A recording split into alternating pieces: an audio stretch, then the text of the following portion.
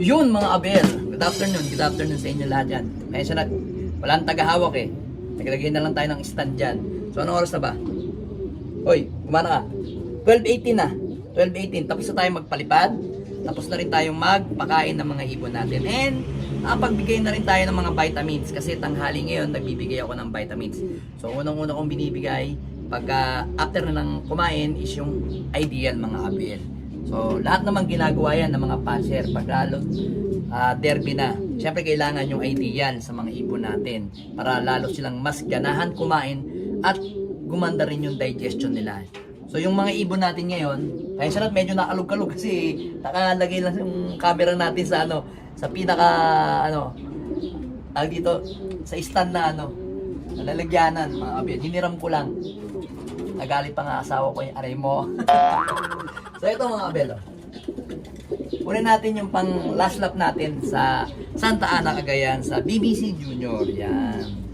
So ito yung ibon natin. Ayan. Ito si Pastel.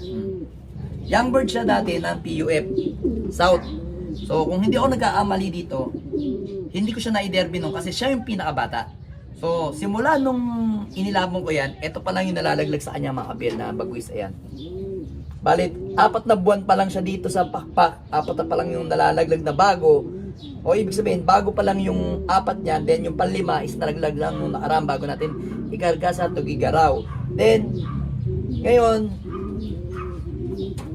ang ibon na to is, kumbaga sa south natin nilaban, napakabata. Ngayon pala naglalaglag kasi merong mga ibon na yung mga bagwis nila is late blooming mga kabel. Meron namang ibon, bata pa lang naglalaglag na yung mga bagwis. Mga Peter, kasi may pasok tong Peter eh. Kasi yung mga Peter ko mga kabel, yung bagwis nila late talaga. Minsan 5 months old, 6 months old, hindi pa nalalaglag yung kanilang mga bagwis mga kabel. So itong ibon na to, nagpapasalamat din ako doon sa naka AA Alpha na nakahuli dito sa taga Malabon. Malabon ata siya na pinakawalan kasi nahuli niya to tapos binigyan niya doon ng idea. Tapos ngayon yung dumating niya, nakita ko yung love letter niya tapos tinawagan ko siya, nagpasalamat ako. Ngayon, ginawa natin sa ibon na to, pinalipad ko lang ng pinalipad dito sa bahay.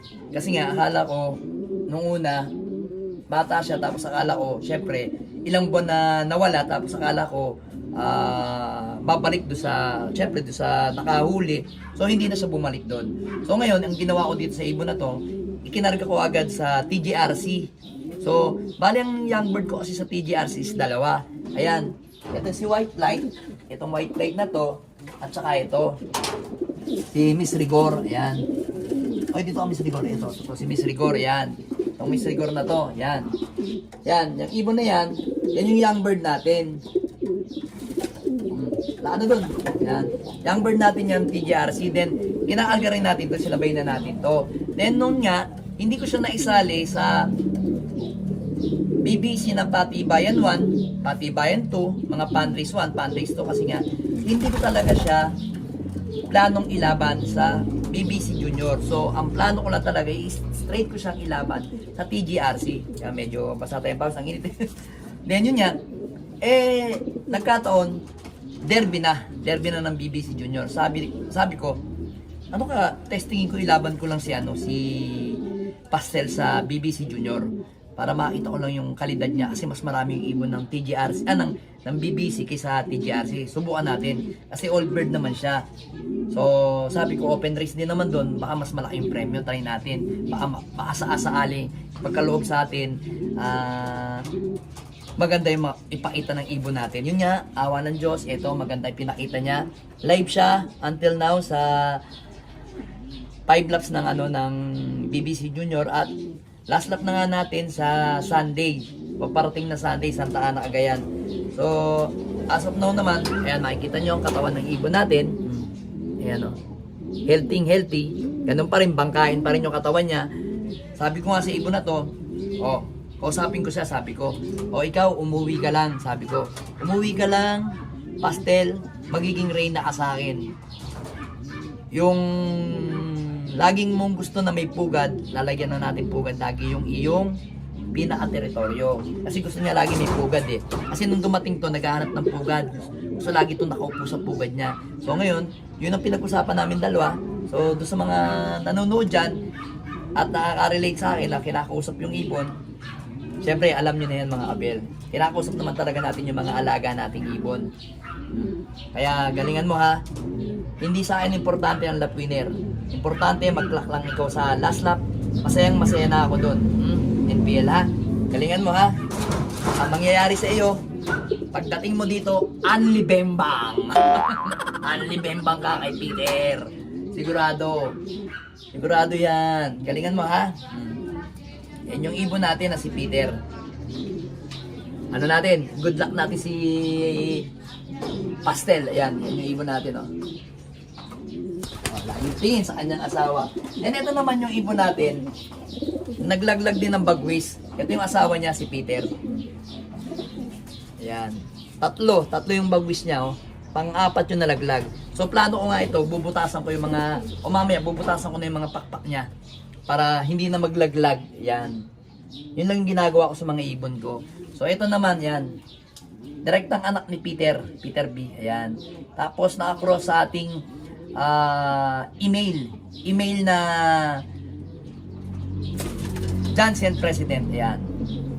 Yun yung pencil blue natin. Yung pencil natin doon na hen. Ayan. Gandang ibon na yan. Oh. Live pa sa TGRC. Young bird, all bird. Ito yung asawa ni Ari ko. Asawa ni ano. Oh, ito. Ayan. Asawa ni NPL. Then ito naman yung ating isa. Ito yung mabilis natin. Nakarang to sa TGRC ngayon.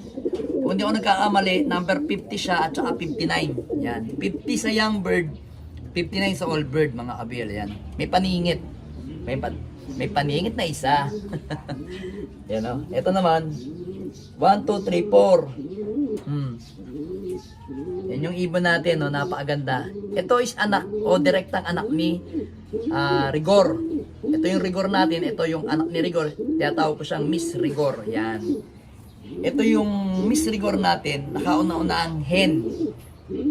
Hen na anak ni Miss Rigor. Kaya ito yung Miss Rigor 1. Yan, mga kabel. Solid na ibon. No? Sana nga, inisip ko nga dito sana, kasi lagi siyang kinakastahan, sana wag muna siyang mangitlog. Pero pagdating ng Sunday, try ko nang lagyan ng pugad para Sunday or Monday, Tuesday, Wednesday, mangitlog siya. Pag nangitlog siya, mas mainam para sa akin. Yan. Yung ibon natin. Maganda, solid. Gandang ibon. Peter pa rin to. Yan, ito yung kapatid niya, yung hawak ko. Ginawa ko kanina. Yan. White tail. Ito yung rigor natin. Rigor natin ng pangalawang rigor to. Rigor 2. Yan. Version 2 na to. Yung rigor. Yan. Pangatlo rin yung pang-apat din yung naglaglag sa kanya. Pero ito ilalaban natin to kasi naka all bird lang to or commercial commercial ring lang to mga kabel. Kaya ilalaban natin to sa PPCP sa Babuyan Island mga kabel. Yan. Yan yung ibon natin. Hari naman, mabilis din siya. Hanggang dulo.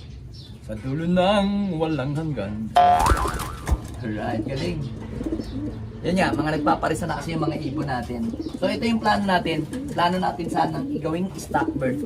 Patatapusin ko lang to ng ng lipad niya sa training sa BBC.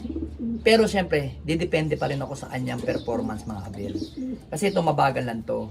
So lahat ng mga Peter ko na lahi nito, mabagal sa training.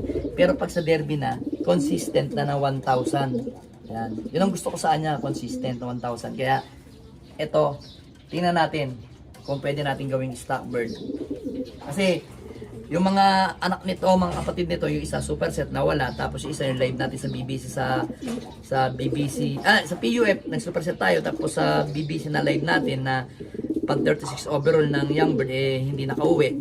Ewan ko kung ano nangyari sa disgrasya. Sayang yun, ito na lang yung mga natitirang kapatid nila. Pero nasa akin naman yung lahi, mga kapit. Nasa akin naman yung mga magulang. Kaya siya natakalog yung ating camera. So ito yung 4-5 natin. Ito yung nagko-consistent na mabilis. Hindi naman kaganong kabilisan. Sa mga nagpupuling, hindi siguro siya mananalo.